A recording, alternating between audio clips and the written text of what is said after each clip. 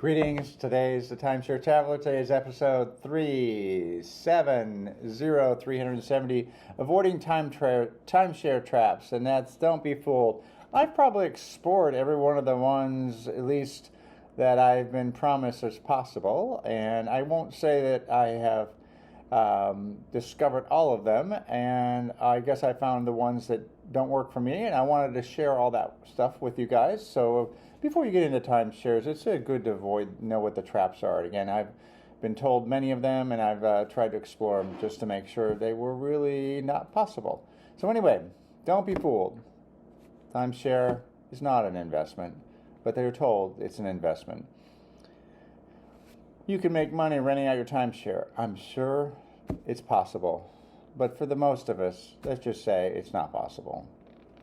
Don't have enough points so you don't need to spend cash. Well, you do spend cash on maintenance fees for points you own. Little dilemma they don't mention. And places to stay are endless and easy to book. Not true. Now, it does mean that you can get good at doing it, and that makes the value of your timeshare well worth it. And again, just because these are traps doesn't mean I don't find timeshares worth a lot. In fact, I save a lot of money places I travel because I have the timeshares. But I'm a little bit on the take the time to learn how to do that. So anyway, don't forget to like and subscribe to the channel. It really helps me out. It doesn't cost you anything. And without further ado, let's talk about the timeshare traps. The first one, and probably the most one, is that timeshare is an investment. Let's be really upfront. I'm going to get this out of the way. Resale prices are basically zero, particularly if you own like points, not a deed. Not 100% true. Whatever you pay cannot be recouped unless you buy resale, and maybe not even then. If you buy from a developer, it's hard for me to give you an exact number, but the best you will do is about 80% loss. So, my gosh, you asked the question, why would you do that? Why would you even consider it? Well, I find that timeshares allow me to stay at lower costs, and that's over a long period of time. And I bought resale as well. So I bought some developer and some resale, a mixture. I like the perks that I get from the developer. But timeshares allow me to stay for lower costs. I recently had a 2-week vacation in Hawaii, and I had a 3-bedroom, and Hawaii's not cheap, so I was spending $2,000, a little bit over $2,000 a week. But I looked at the Airbnbs for a similar stay, and they were twice the price. And I looked at hotels that were in the same area I was at, and they were $600 a night, and I would have needed 3 of them, so they would have been $1,800 a night for the week. It would have been easily 3 to 4 times more expensive. So if you use them and you're very pinpoint about it, they are quite a bit of savings. And so I always looked at it as, by using it, I basically covered the cost of my purchase over time. So it wasn't an investment, it was a more of a prepayment plan for future vacations. And again, what I paid now is 10-15 years ago, so relatively speaking, it's a smaller number than it would be today. The other secret is finding off-peak deals. It takes time to learn how to find special pricing and prepare to travel off-peak. I mean, that's when some of the best deals are, and you really do save quite a bit of money then when you're traveling off-peak. Even in Hawaii, there's off-peak. If you look at your timeshare, you'll see that there's months that are less than others. And as far as I can tell, Hawaii is the same weather year-round. So anyway, that timeshare is not an investment, but it is a prepayment for vacations in the future. The next one is make money renting out your timeshare. And honestly, this one I wanted to believe, and I'm always willing to put in work to get things to happen. And so this was the hardest one for me to sort of like go, no,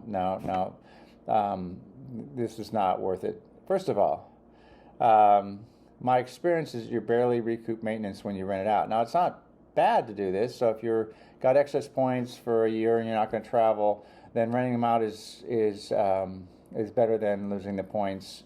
You can also convert them to other things, but that's usually also got some level of loss. So it's you best when you have your timeshare and you use your timeshare.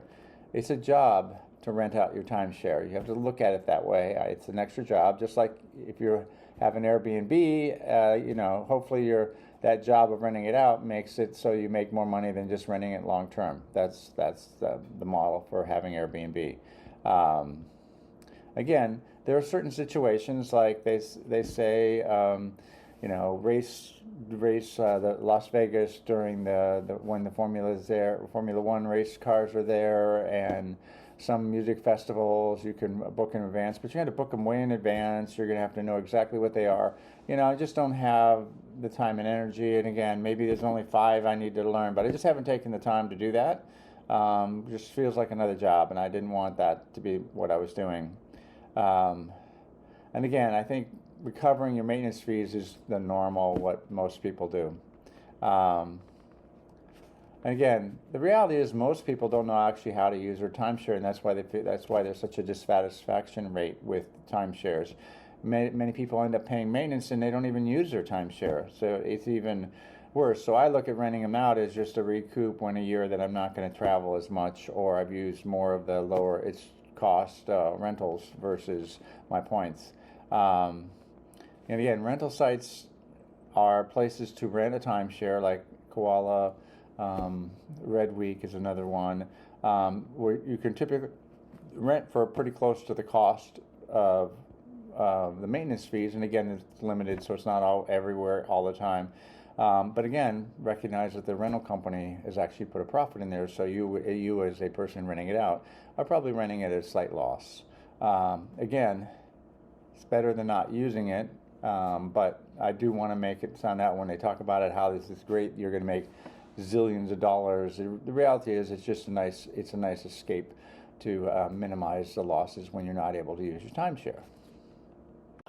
Oh, my other favorite was the hardest one for me to understand, because I am a frugal traveler. Have enough points so you don't spend cash. Well, here's the odd part about that. Let me just spell this right away. You do actually pay cash for your points. That's called maintenance fees. And so your question is, here's the thing I find, and maybe there's exceptions to this, but in general, most conversions cost you more than paying cash. Conversion to hotel points is a great deal, and then they extend on much longer or move them into your timeshare, but then you're paying the timeshare, the exchange fees if you move it into an exchange. If you try to buy air travel, usually when I've calculated the maintenance fees for the cost of number of points it took for me to buy the air travel, because when they would propose that to me, I'd actually ask them that it was actually much more expensive than actually booking it direct. And I used to ask the timeshare salespeople until they stopped asking me, why is that better? And then I would explain my examples, and they would kind of realize, well, it's better. It basically came down to, what's better than losing your points? So, okay, then that's fine, but that's not how it is sold. And again, most alternatives to using your timeshare as a place to stay are better than having the points expire. So that's the way you need to look at it. A better approach, however, is buy only enough points for your minimum year, and then use cash to buy rental timeshares or last-minute specials, or take your points and see when there are specials within the timeshare organization and stretch your points out that way. So if you can figure out what that number is at minimum, then timeshares become you're getting them for less money, but then you also get access to things that allow even greater discounts. So that's when you start to get value. It's not an investment, but it's how you get the value out of the timeshare, is learning how to take advantage of those things. And some people say, well, I can't do that because my kids only are off during the summer and there's never a good time in the summer. And that's fair, and it's probably a good reason not to have a timeshare. Places to stay are endless. That's my other one that's kind of my favorite. Like, are you kidding me? If you want endless, stay at a hotel. It might be a little more money. Airbnb is close to a hotel, so you can get a house. I do find them more expensive than timeshares, but you get that's closer to what you want. And Airbnb or VRBO are very common, but however, cities are restricting them quite a bit now because they find out that the housing stock in some situations is taken away from people they needed to live it there, and it drives up prices for people who just want to live and work in the area.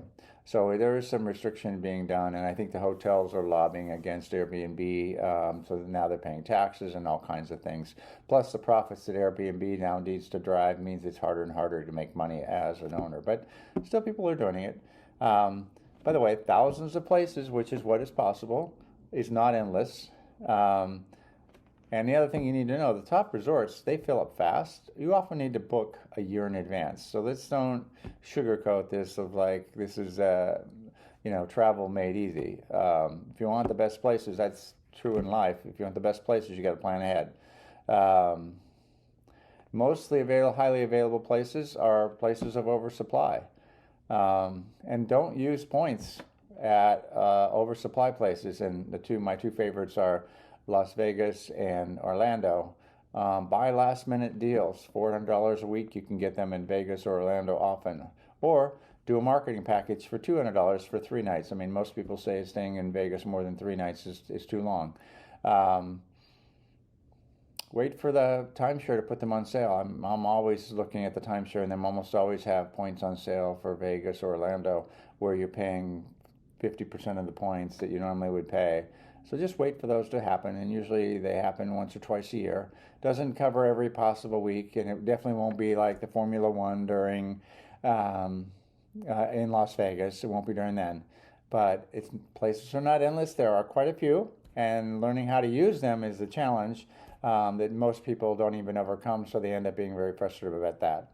Anyway, I hope you liked the video. Don't forget to like, don't forget to subscribe, and hopefully these pitfalls you will thank me later for not falling prey to them. Hi, this is Cliff, and I'm the Timeshare Traveler. Welcome to my channel. The purpose of my channel is to educate those who love traveling in timeshares. I've been an owner for 15 plus years at timeshare ownership. I have elite ownership with Marriott, Hilton, and Worldmark. I have published over 100 timeshare video reviews, and I've published over 95 timeshare tips. I can be found on Facebook at Timeshare Trav, at Twitter, Timeshare Trav, and on the web at www.timesharetraveler.com.